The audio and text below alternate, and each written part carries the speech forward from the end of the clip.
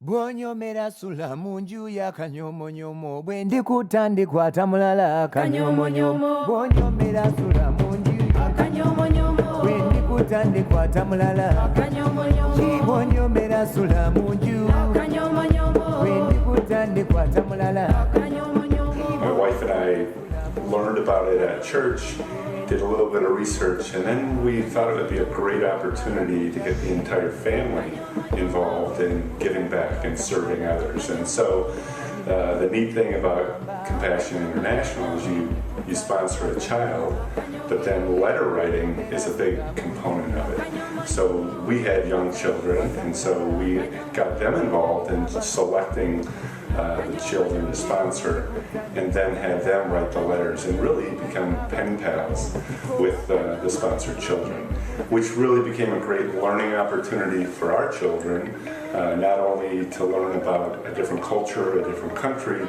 but also to really step out and proclaim their faith to someone halfway around the world. So it's been a great experience for us as a family. My parents have been sponsoring before I was born, so when our Fritz was born, they started sponsoring. And they've always had 4 kids for each one of us. And so once my child that I had when I was born, I think she either left or graduated, I got to pick one because I was 7.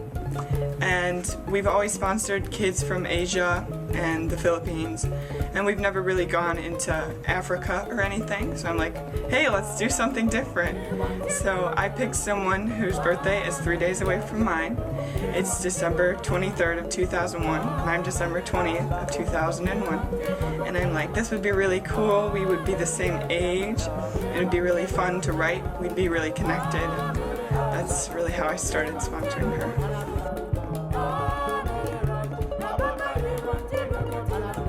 I think all of the normal things of feeling good about serving and having a positive influence and impact on someone.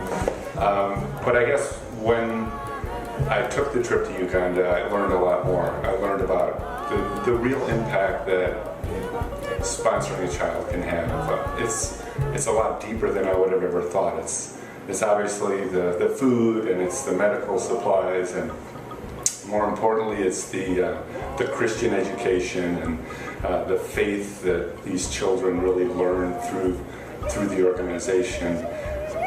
And when you compound that from a child being sponsored to that child being the seed that's planted within that family, and then you have hundreds of families in a program in a city, it starts to really compound and have a huge positive impact on a community.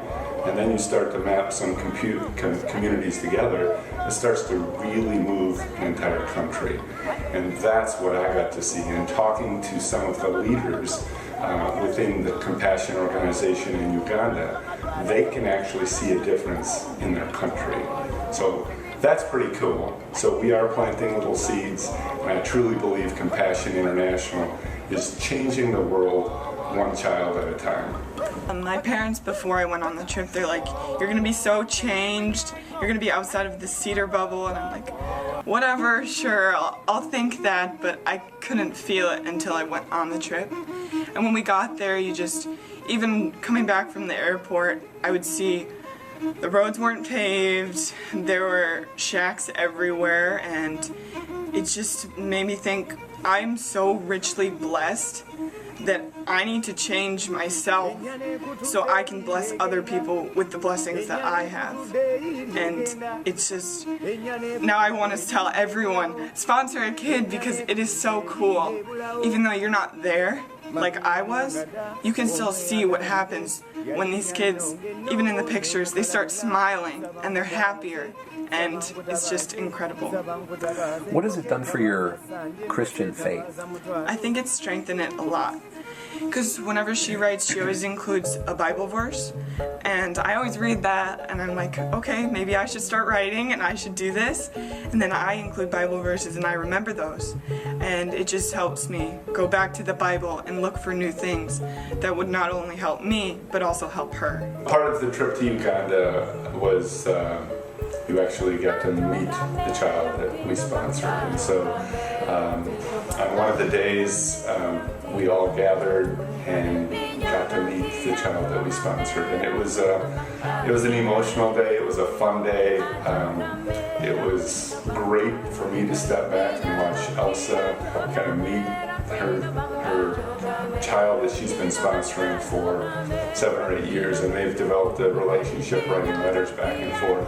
But to kind of step back and watch them kind of get to know each other on a different level, and learn about each other and learn about their families, and it was an incredible day, full of tears of joy, as well as gift giving and just having fun in a park. So it was an amazing event.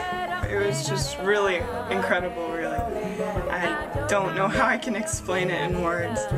It was just so much joy and love was involved. There was hugging and laughing, and so much smiling, because I got to know that she's not just a picture I get to have in the mail every couple months or years. She's a real person just like me, just on a different side of the world. And it just made me want to sponsor more people and go back and see her when she's 20 or so, graduating from the program, just like I will be graduating from other places too. She lives in Uganda in Africa, and her name is Achen Delis, and we've been calling her Asen Delis, but then we went there and we learned that we were saying it wrong for 7 years.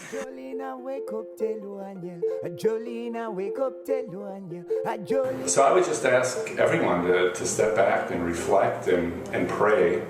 You know, we know that all of the resources we've been given are God's, and how best should we use those resources? And I know I've been doing a lot of reflection and a lot of praying about, well, what do I do now? I guess I would say maybe I'm a little bit like doubting Thomas, right? I have seen, now I really believe, so what do I do with that now? And I know we'll be sponsoring several more children over the next few years. One of the key core values of First Emmanuel is generosity, and I think we all need to understand what that means to us personally, whether that's getting involved locally with the rescue mission in Milwaukee, in the city of Milwaukee, whether that's getting involved in our First Emmanuel education in our school, whether that's getting involved in Living Word, or one of the many other local opportunities we have. I think everyone just needs to pray about it, understand what that means, and then take action. That's the hardest thing, but it's also the easiest thing, is step out and just do it.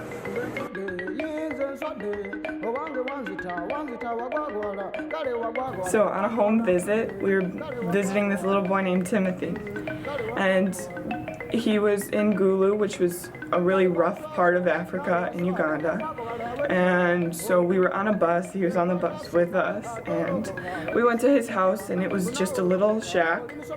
It was a hut, actually. It had grass on the roof, and there was other huts around, and we learned that there was no electricity in his house at all. He lived with his 2 other brothers and a sister and a mom, and when she had her oldest, she was 14, and I was like, wow, that's my age. And she doesn't have a husband, he left her. I actually think she's widowed, and I was just, I can't imagine myself having a kid, let alone 4. She was 25 and her oldest is 11, and she can't afford to have all the kids go to school because it's too expensive. And I learned that he didn't have a sponsor. I was just bawling. It just touched my heart. I'm like, God, I know you're talking to me right now. I know that I need to sponsor him. And so we went home, and I'm like, I need to get this kid sponsored, and I need to get them in school. And so we went and we learned that he was sponsored May 2nd, and we left on May 5th. So he was sponsored now, and he could go to school, and it just touched my heart. When we went to the Compassion, the national office in Uganda, the tour guide 5 minutes before said, "Hey, Rod, will you go up and kind of give a testimonial?" And I'm like, "Oh, great, thanks." So I went up and I rambled, and so I've had time to think about it. And really, Compassion International and what I've experienced has had really a very positive impact, both personally and then, as I discussed, on a more broad world basis. But personally, what I saw happen on my trip was, again, I went over there expecting to help. I'm over there to help. And what I found is that I got helped. And how was I really saw the Bible come alive. I saw the stories that Jesus, teaches us through the Bible lessons. I saw those firsthand in ways that I never expected. So one example is we went and visited a compassion child. We went to his home. And so he walked us to his home. We go into this small one-room house where there's barely enough room for 6 of us to sit around the perimeter and the mother to sit in the middle. And we spoke with her and learned about the impact of compassion on her. And it was a very heartbreaking story. She's widowed. Her husband died when she was having Stanley, who was the compassion child. And then she had 2 other children, 6 and 10 years old. And she had just recently lost her income too. But she insisted when we walked in that she was going to feed us. So she insisted that we ate. So had barely anything in her cupboards, but she was feeding us. And after we talked a while and we prayed over her, and she really continued to show the joy of faith and of Jesus through such hardship. So we pulled out our gifts and we handed them over, and there were cooking utensils and food for the mother. And then there was a box of toys and other things for the children and for Stanley. And Stanley opened up the box, and the first thing he saw were 8 Tootsie Roll lollipops. So he grabs the lollipops in his fist, and he's just beaming with a big smile. And his 2 brothers kind of look at him, and he gives one to each brother. And he's still kind of looking at it, and he sprints out of the house to go outside to give them away to his friends, which, wow, that is really cool. Thinking, hey, this is, let's just step back and watch. So then he comes in, and he looks at his brothers who are both eating a lollipop, and he realized he gave all of his lollipops away. So then I said, well, this ought to be interesting to see if a 5-year-old acts the same way in Uganda as a 5-year-old in the United States. And he looks at his brothers, he looks at his hand, and he looks at me, and he smiles. And he was happy. He was full of joy because he was generous. And he found joy in giving what he had just received. And to me, that was amazing. So I'm breaking down, sorry. It was amazing. Yeah. Amazing to see this boy. And to me, it was, wow. Here I have so much, and I gather my acorns, and I don't want to give them away, right? So he demonstrated true generosity.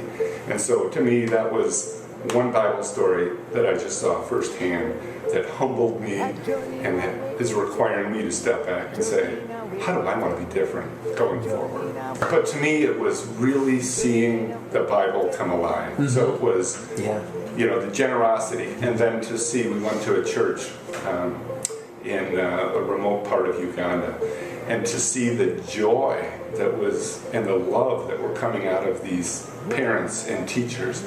They were singing and dancing as we entered, and they would have gone on for hours.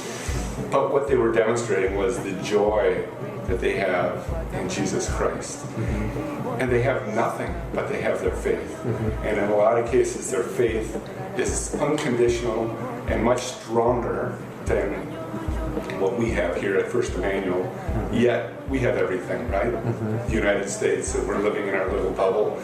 So it was really profound to see what these people have and the strong faith that they have. And again, it forced me to step back, reflect on my faith walk and my faith journey and say, how can I be different going forward? So at a church we visited, there was this little girl. She was about 11. Her name was Priscilla. and she was just attached to my hip the entire time, and it was so sweet. And she could speak English. She was growing, and she was just like any other kid at FIL school, and I was like, they're exactly like us, but loving and caring, and they just don't see that they're doing so much for us because they're teaching us what they would do. And so we left church that Sunday, and we were going back there on Friday, and I'm like, oh, she won't remember me, we'll just see each other and wave. And so we went back on a bus, and she was sitting right on the steps waiting for me, and I came out and she ran up and gave me this giant bear crushing hug, and I just was wow, that was God. That was not her, that was God.